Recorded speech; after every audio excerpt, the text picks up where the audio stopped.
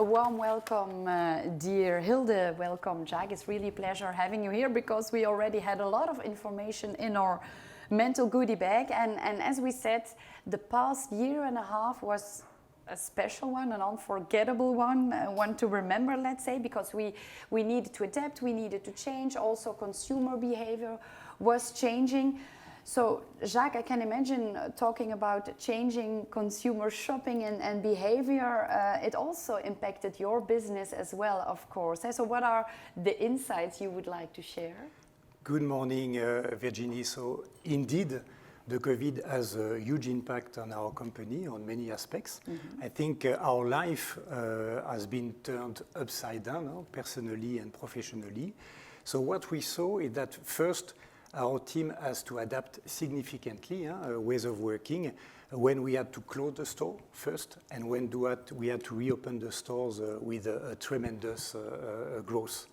So generally the main impact of COVID for us is that the customer did spend a lot of time at home. So it sounds obvious, but they had to stay at home, they had to work from home. It was more difficult to do anything else. So it has a huge impact on the sales for almost all product categories.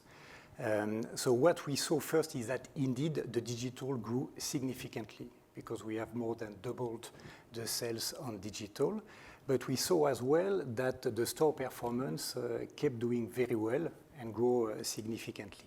So we saw some very positive impact on the DIY industry, and we believe that it will remain quite positive in the future. So in terms of learning, what we saw indeed, it sounds obvious, but the visibility of products online is critical. So it was already important, but now it's even more strategic. We increased by 33% the number of products that are visible online in 2020. And in 2021, we are still adding up more or less 1,000 products each week online. So that's very important.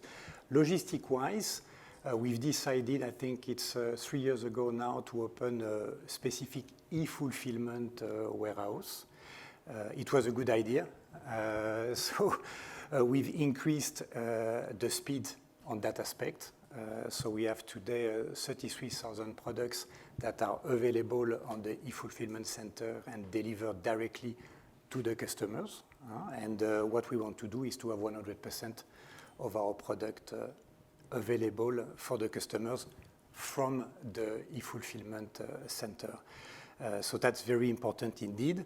But logistic-wise, it was always a lot of challenges for us because, as everybody knows, we saw a huge tension on the service level because it was quite complex for the suppliers to get access to the goods and to cope with the huge increase.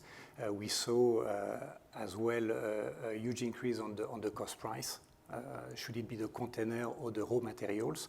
And on some product categories like wood, we had to face, let's say, a very challenging market with a lot of cost price increase. So of course, we negotiate, we try to absorb as much as we can this.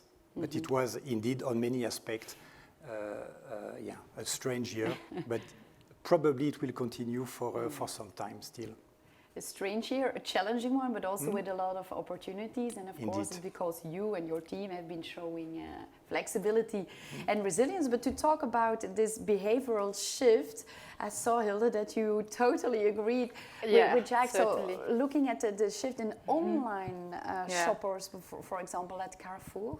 Yeah, we definitely saw the same tendency since the beginning of the pandemic.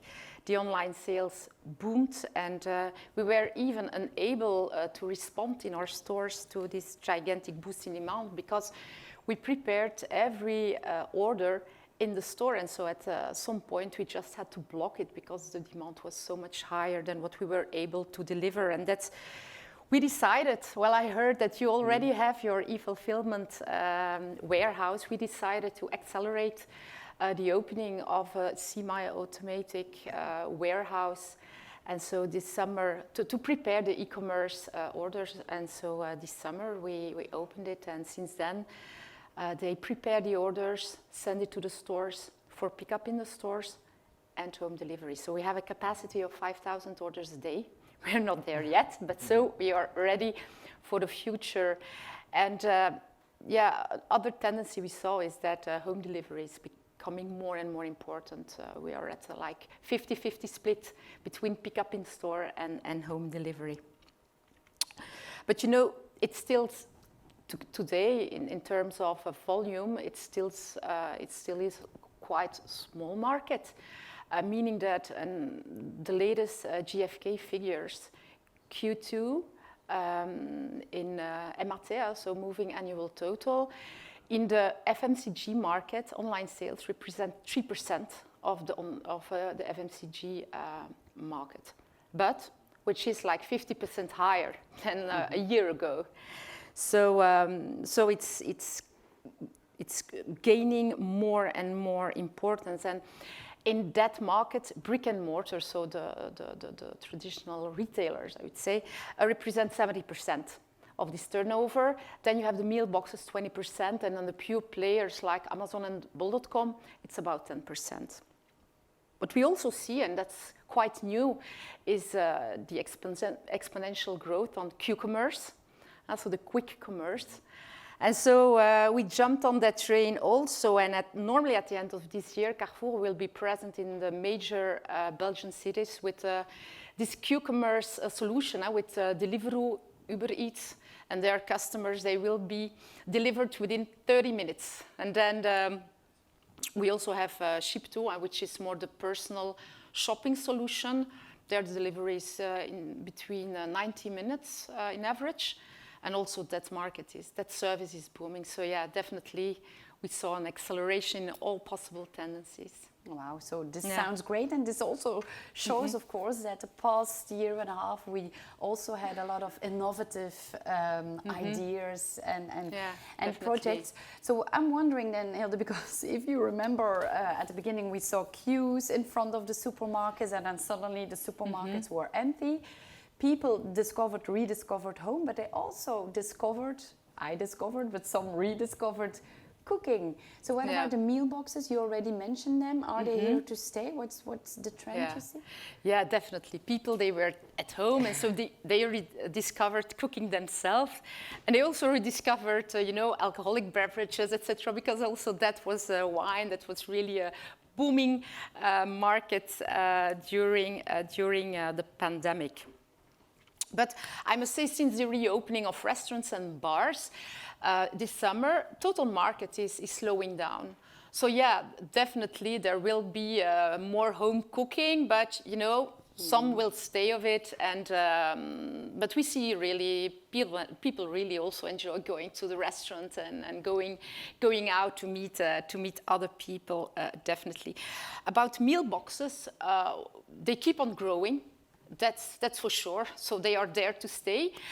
What we also see is that, and I'm also referring to the GfK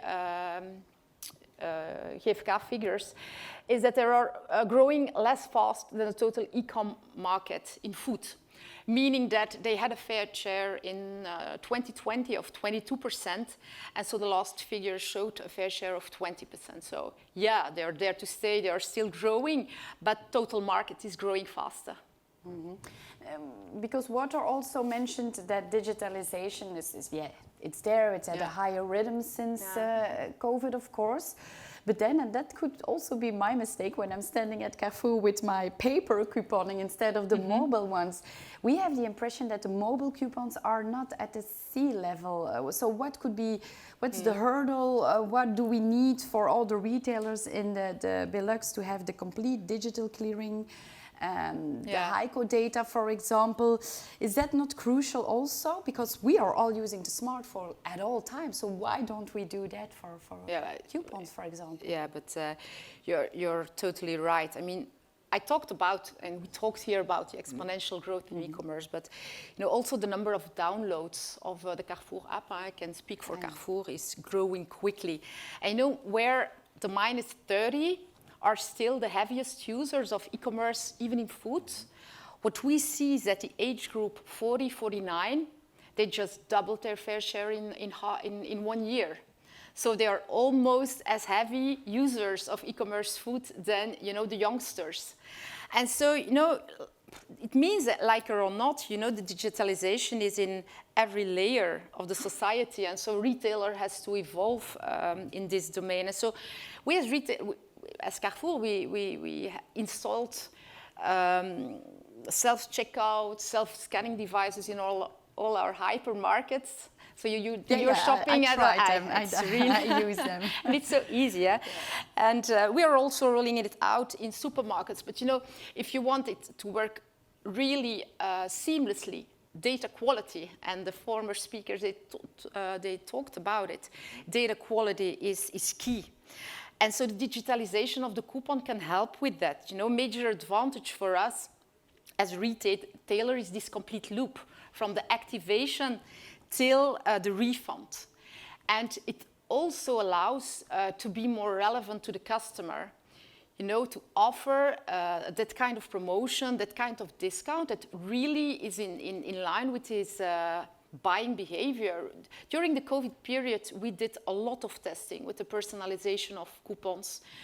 And you know, that's the way to evolve because it's just more profitable and it's just more efficient. Now, when you talk about hurdles, because yes, of course, digital coupon, it will be there.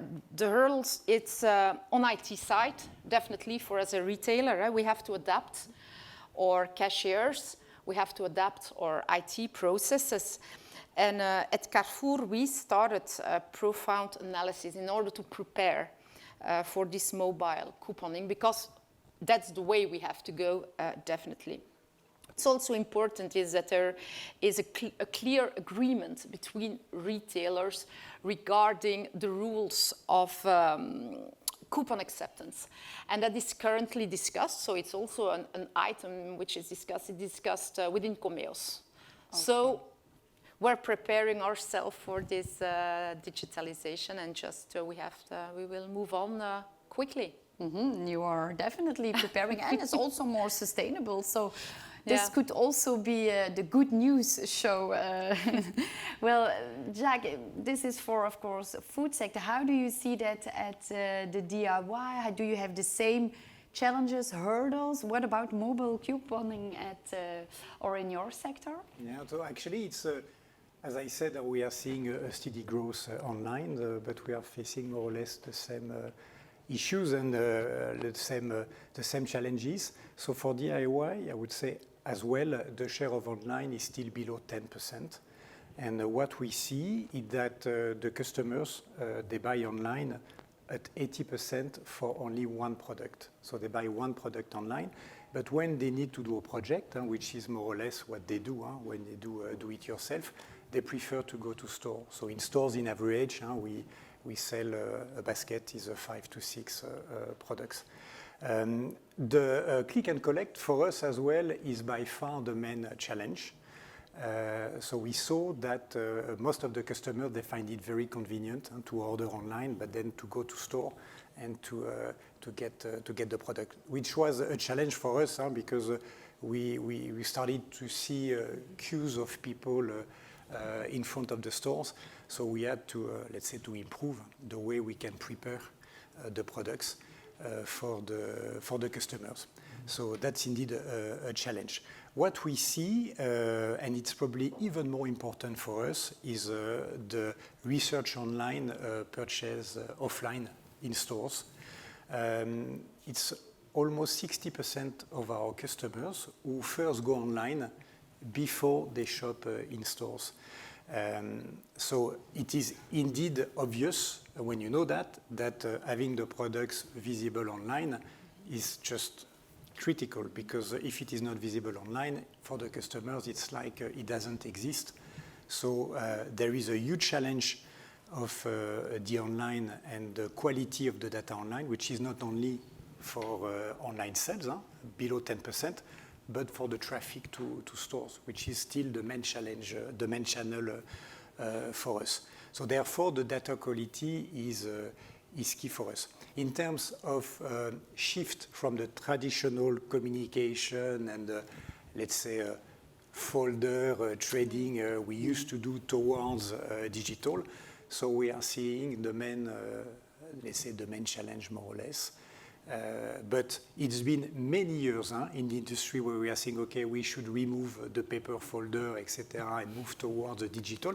But now we are starting to see that it will happen for sure.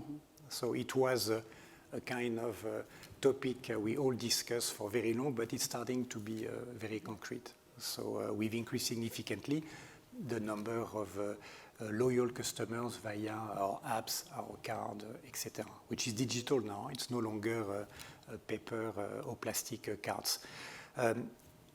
Data-wise, what we started to do 2-3 years ago, and it's a long journey, is to be able to have one single source of truth. So we've implemented a PIMDAM data warehouse. And again, the COVID was a huge opportunity to speed up. So it's a long journey, but we are starting to see real benefits on that. And beginning of 2021, we finally decided to reorganize ourselves. So we have dedicated people for each product category, managing the data end to end. Because before it was almost everywhere within the company.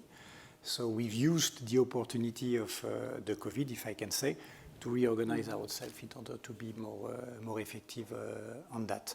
So we have now dedicated people that will help as well to speed up on GS1, because that's a lever for us to improve data quality-wise. And last but not least, and I think that's probably a takeaway today, the ability to manage data properly, customer and product, is indeed a competitive advantage, and that will become more and more important.